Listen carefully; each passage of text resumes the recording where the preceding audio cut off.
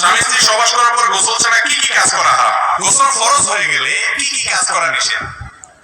এক, কোরআন কারীমের তেলাওয়াত এবং স্পর্শ করা এটা নিষেধ। নবী করিম সাল্লাল্লাহু আলাইহি ওয়াসাল্লাম বলেছেন যে জরুরি ব্যক্তি যার গোসল ফরজ হয়েছে সে কোরআন তেলাওয়াত করবে না। এক, সালাত আদায় করবে না, তাওয়াফ করবে না। এই কাজগুলো গোসল ফরজ হওয়ার পর একজন মানুষ করবে। এর বাইরে জিকির আজকার করতে পারে, সাধারণ জিকির আজকার তাসবিহ এগুলো করতে অসুবিধা নাই। হালাল বৈধ কোনো কাজ করলো এগুলোও করা যাবে, তবে গোসল ফরজ হওয়ার পরে খুব দ্রুততার সাথে গোসল করে ফেলা উচিত। যদি আপনি দেরি করতে মনে চায় যে রাত গভীর আছে আমি ফজর আগে দিয়ে করবো, পরবর্তী ফরজ সালাত আদায় করবো, করতে পারেন, কোনো সেটি বড় কোনো গুনাহ হবে না। তবে এই ক্ষেত্রে সুন্নাহ হলো ওযু করে নিয়ে তারপর অন্য কাজ করা।